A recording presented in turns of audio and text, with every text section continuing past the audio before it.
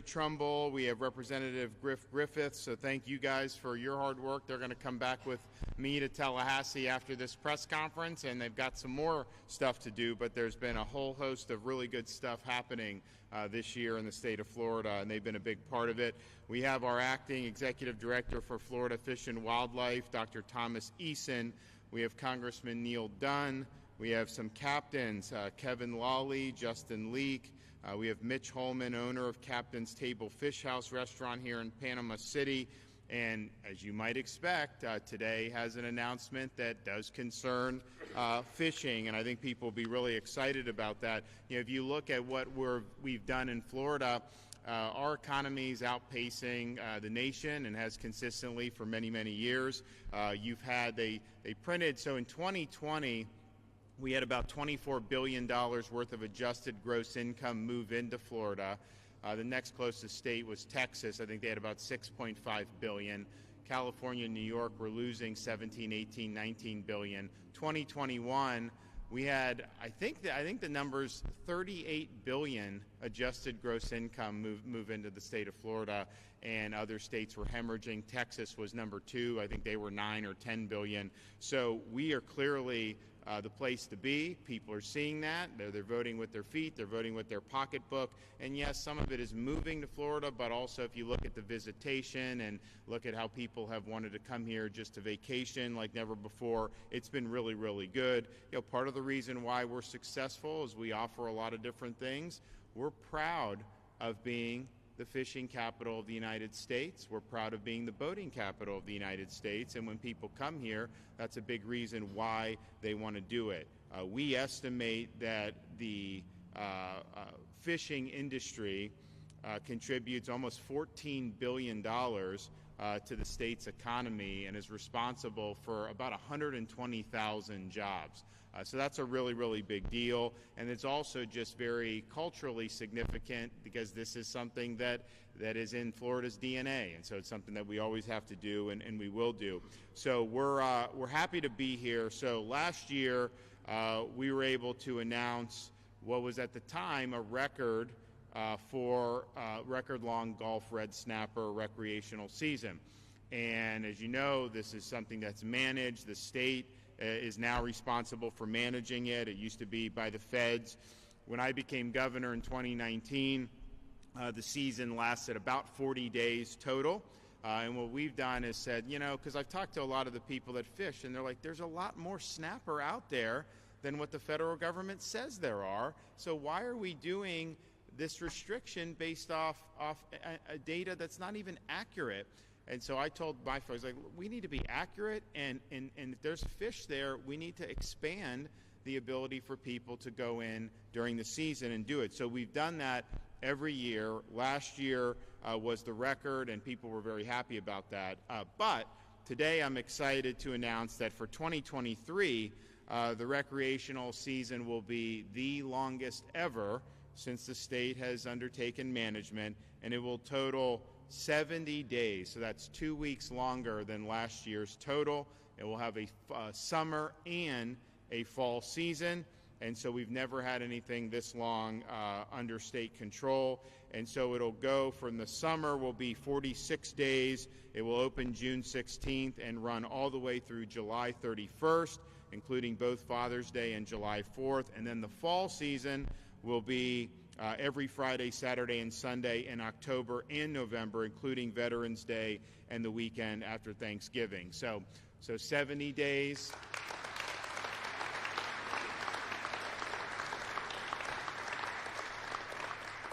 So 70 days is great. And look, this is something that that feeds into the economy and the restaurants, all that.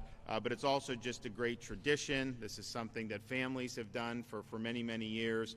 And I think there's going to be more opportunity as a result of our efforts. And so I'm thankful for FWC for answering the call. You know, we always push to do more, anything we do, not just on this. You know, we don't just settle. We want to continue to push the envelope, and so that's what we've been able to do, and that's an example of that here today. I'm also happy to announce, so this is the last week of the legislative session. We've gotten a lot done. I mean, if you look just this week, I signed bills to put fentanyl dealers who market to children and put it in candy, they get life in prison now.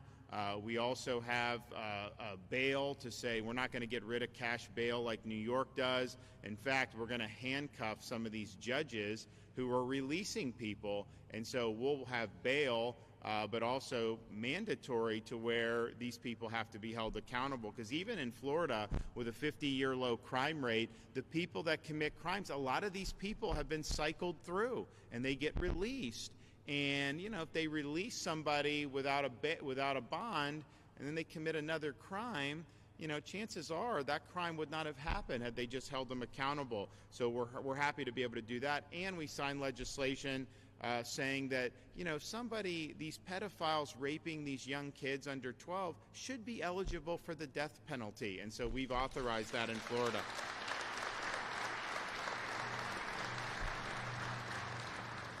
Tuesday, I was able to sign the most sweeping set of reforms to crack down on this whole concept of ESG. They call it environment, social governance, but really all it is an attempt to marshal corporate power and shareholder power to enact an ideological agenda. So they want to go after energy development. They want to go after Second Amendment. They want to go after things that they could not succeed if they went through the ballot box. And so they're trying to do an end run around that constitutional process and institute these changes through asset managers and large financial institutions and other corporations.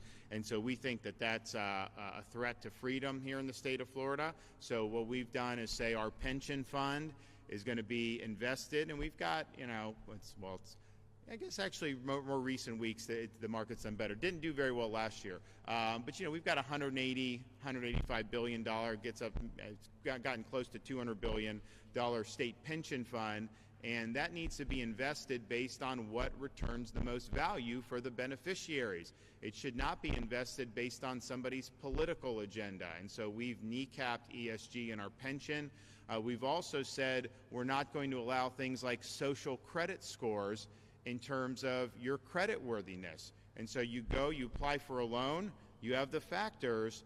The idea that somehow you could qualify financially, but they ding you because you're not towing some type of political or ideological line is absurd. And it's not a way you can run an economy. And we're also saying to the ratings agencies, we're not going to be funding any rating agencies who use ESG as part of their bond ratings. And so you look to see local bonds, state bonds, they rate. Florida rates very high at the state level because we've got low debt and a massive surplus. But there's a movement to say those ratings should also reflect ESG scores. And there are ESG ratings that are separately. And so, if people want to rate ESG, I don't agree with it, but fine. But if you're going to put that into the bond rating or any type of credit rating, then that's distorting the economy, and so we won't do. And also just the discrimination that goes on by some of these Wall Street banks. They're going after people who own a gun store, or they're going after folks involved in industries they don't like, and that's not a way I think that an economy could be successful. So we did this most sweeping anti-ESG changes that any state has done, and I think that that's really, really important. And then yesterday, we were able to sign legislation to bring transparency to this prescription drug racket, and especially these pharmacy benefit managers, that they're middlemen and they really cause the cost to go up. They hurt consumers, and it hurts our local pharmacists with some of the things that they do. They'll sometimes will charge a copay to the customer that's higher than the cost of the drug itself. And you think about that, how is that? But it's very opaque. So we're shining light on that, and we're basically, I think, making it more difficult to make money just by being a middleman. You should make money in the economy by providing value. If a service is providing value, that's one thing, but just being in the middle and being able to capitalize off opaque procedures is not what we want. So that's going to be really, really good. And then today we're doing this announcement, which we're very happy about. And then they've got a whole bunch of other bills that we're going to be processing over the next couple of weeks. I called for the legislature to eliminate the ability of businesses affiliated with the Chinese Communist Party to purchase things like farmland in Florida. And so we're getting that done. We're going to be able to do that prohibition, and there's other things that are coming down the pike that I think are going to be very, very positive. They also have been able to do the budget. So the budget is now, they call it on the table, so it sits on the table for 72 hours. So they put it on Tuesday, you have Wednesday, Thursday, and then Friday morning, and then they'll vote on it sometime Friday, and that will pass that out. Now, I've got to look at the budget. There's all these individual line items. I have a line item veto. These guys put things in that shouldn't. Sometimes I'll veto. I mean, that's just the way it goes. You know, last year we vetoed about 3% of the overall budget. We did $3.3 billion, and the budget was $109 billion. So, but I don't think we'll have to do that much this year. But you never know. You will see some veto. These guys don't like to hear that, but there will be some. However, there are things in the budget that I've seen that I know that we will obviously support. And one of the things that is there is the legislature has allocated $17 million to support continued restoration efforts of the oyster habitat in Apalachicola Bay.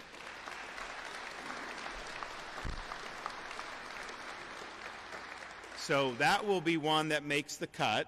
We understand how important that is, and we want to make sure that that the industry thrives and that people are able to enjoy. So that'll be good. Now, there's other stuff. We'll see how all that shakes out. Although I will say, find you another governor that's been as good to the Panhandle as me. I don't think you could find that. And we'll continue to do a lot. And honestly, we're proud of a lot of the stuff that's gone on. You know, I run into people, and especially like you run into people from Texas, Louisiana, Georgia, Tennessee, whatever. I mean, it's like, you know, Northwest Florida is like a second home for a lot of these people. I mean, the minute they get a chance to go with the family, this is like the place that they want to go. So we're really proud of that. You know, I was really proud during the earliest days of COVID, you know, coming to Bay County, you know, going to other parts of Northwest Florida and just seeing all the license plates from all these states, because this was like the place that was normal and that you could actually enjoy yourself.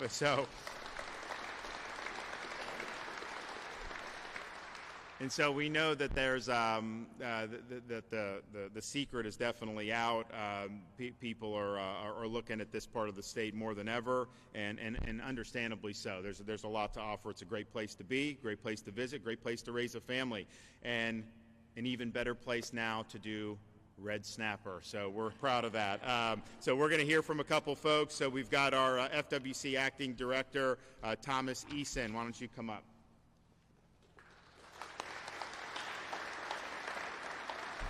Good morning, and thank you, Governor, for these exciting announcements and for your excellent leadership here in Florida. We appreciate that. It's a beautiful day here in Panama City, and it's a great day for conservation here in the state of Florida. I did want to take just a moment and thank our angling friends, partners, and the angling community for help making the state Reef Fish Survey a success. That's some of the data that has driven the ability for Florida to manage our own resources around red snapper and continue to expand the season. So we're excited by that and just want to give a hearty thank you to all of the anglers out there helping make that a success. And we're obviously very proud to be a part of all of these important conservation issues, and we are looking forward to getting anglers out there to enjoy a 70-day red snapper season. So thank you very much. All right. Okay, Kevin.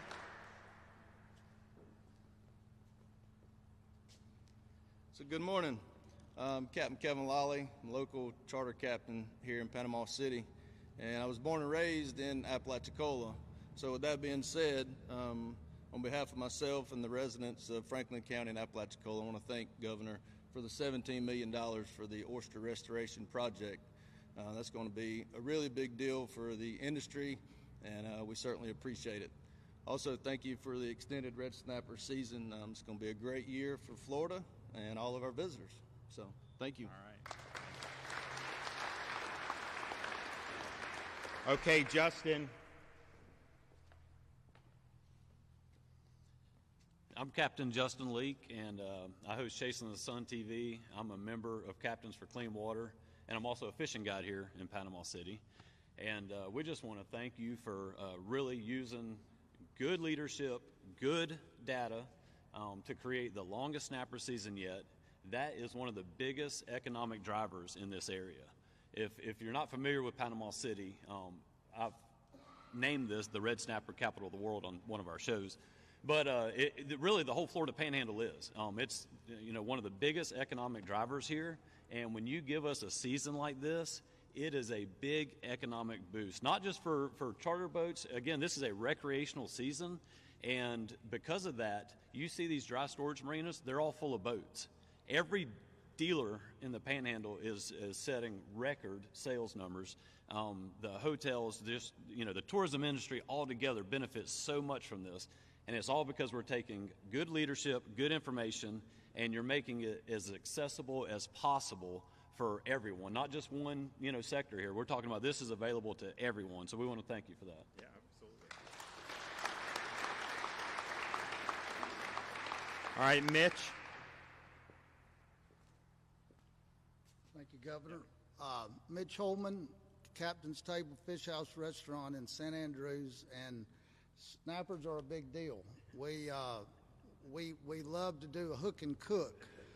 People go out, catch their own fish, and bring them to restaurants like mine. There's a lot of other ones that do the same thing, and we're excited about getting a full season in. We got wiped out by Hurricane Michael, and this will be the first full year for us down in historic St. Andrews, and we couldn't be more happy. Thank you. Okay, Neil Dunn.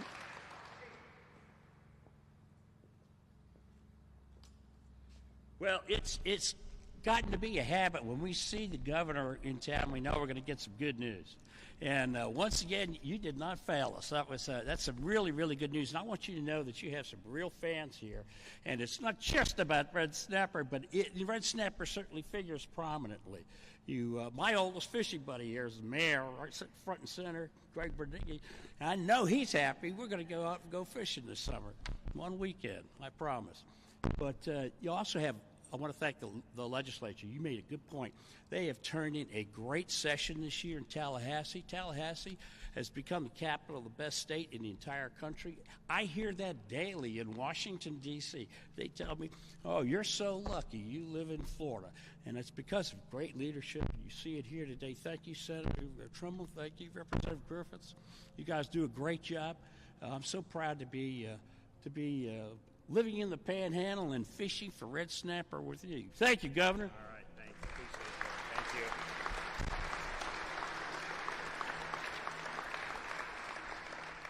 So we're excited for today's announcement. We're also just tell you, buckle up over the next days and weeks. There'll be a lot of good stuff that we'll be highlighting based off what we've been able to do working with the legislature. And you run, and we came and did, we campaigned here, and these guys were campaigning and all this, and you win a really historic victory for Florida, not just for me, but like the super majorities in the legislature, school board, all this, and there's kind of a tendency to let's just beat your chest, you won, right? And I think what we've said is no, winning just gives you an opportunity to make good on these promises. And so don't waste the opportunity. And so what we've been able to do is, from the time that election ended, from the time the new legislature came in a week or two later, we've been able to go on a historic run that has never been seen before in this state's history.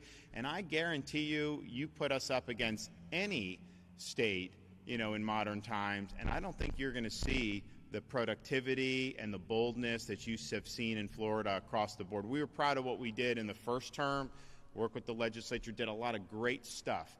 But this one is taking it to a new level. We've done 2 special sessions since the election. We did stuff on response to Hurricane Ian. We did a big overhaul of the property insurance, because we've got to get that in a better spot. We did things like fix our election integrity office that is bringing prosecutions, and some courts have said there was a problem, so we fixed that. We made sure that these illegal aliens we can transport if we need to, and that's not just Martha's Vineyard, but it could include Martha's Vineyard. And then we also formally eliminated Disney's self-governing status in February, and we were also able to do a big program for our commuters who get hit with tolls. You know, the tolls aren't uniform throughout the state. There's some places it's not as big a deal. Others, they get hit all the time. So our commuters are getting for 2023 a 50% cut in tolls, and that's hundreds of dollars. Some people it'll be over $1,000. You know, so that was really good. And then we get into the regular session, and we've already signed into law really historic stuff, and then we've got all this other stuff that's coming in for a landing now, and that we'll be doing. So we're proud of the work. We're proud of taking seize the moment and make sure that you're getting all that you can. And I remember saying when I became governor the first day, sat in the office, I kind of just looked around. And I thought to myself, you know, I don't know what SOB is going to succeed me in this office, but they ain't going to have much to do because we're getting all the meat off the bone, and we're doing that. All right. Questions? Yes, ma'am.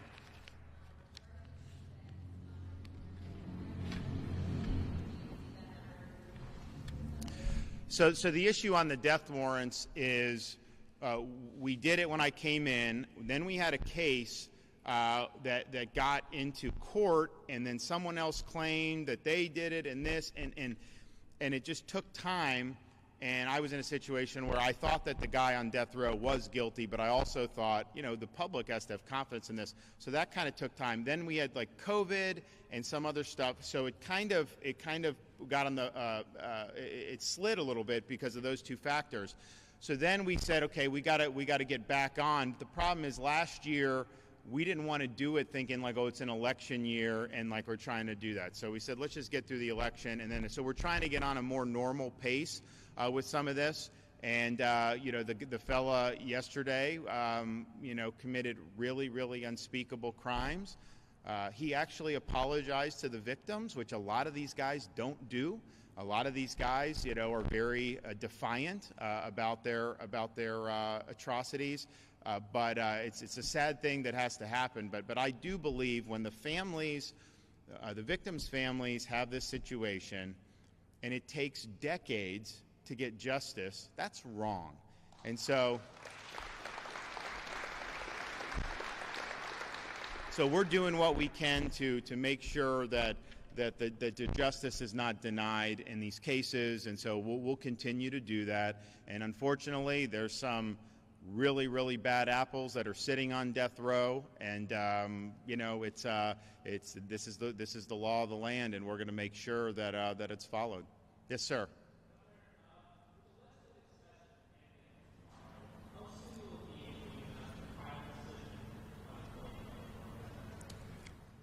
Well, look, I mean, I've told everybody when I got elected in November, that was like the number one question. I said, look, I'm gonna use this opportunity to do what I promised, and so I've been really intent on doing that.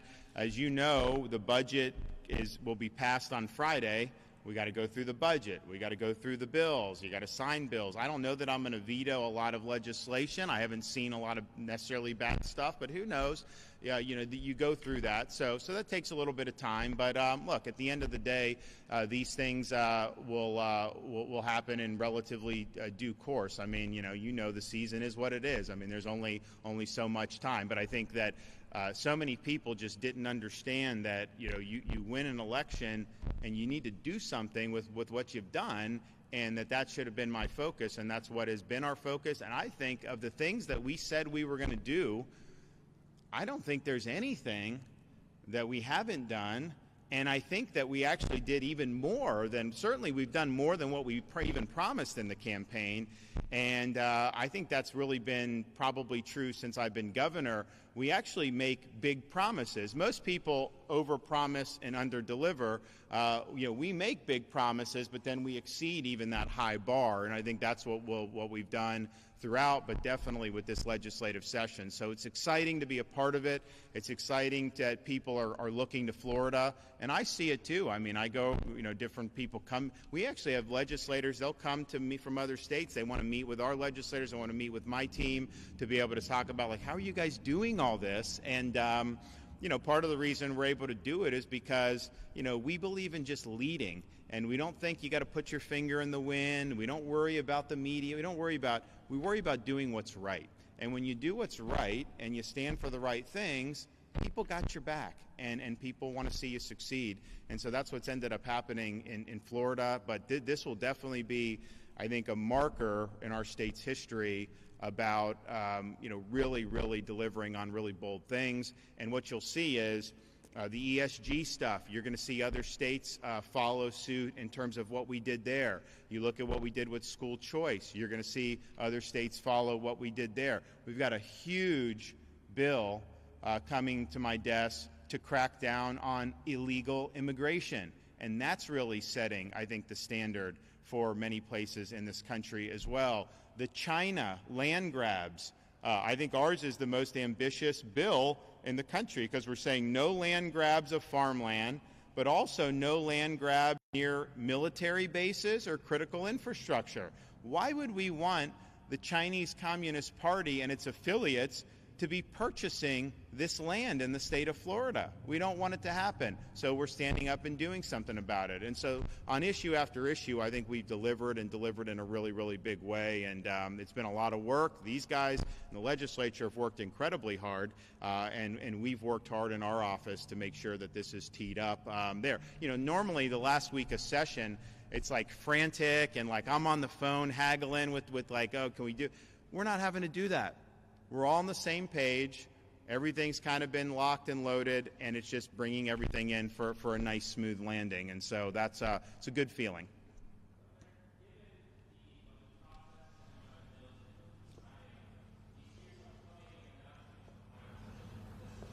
So you're just gonna have to stay tuned on all this, okay? You'll get there one way or another very soon. So you just have to do it. But I'm not gonna short circuit any of the good work that we've done. I mean, we want to make sure we're thorough about doing that. Look, protecting the taxpayer with these line item vetoes is very important. If you look last year, I vetoed some big items, $3.3 billion, but that generated the largest budget surplus in the history of the state of Florida. So now we're in a situation where we still have a large surplus, not as large as last year because we're doing massive tax cuts and we're doing a lot of infrastructure to accelerate things that we need, which I think is smart. But if there's things that aren't necessary, then you got to lean in on that. And I'd imagine Northwest Florida will probably do okay in that process, but there are some things that sometimes get put in there that shouldn't be. So we'll see. We'll see how it works out. All right, everybody, great to be here. When's the Pepsi Gulf Coast Jam? Is that a couple weeks? What is that, a month? When's that coming? First week in June. So we're going to try to make it for that. That's a great one. So God bless everybody. Appreciate it.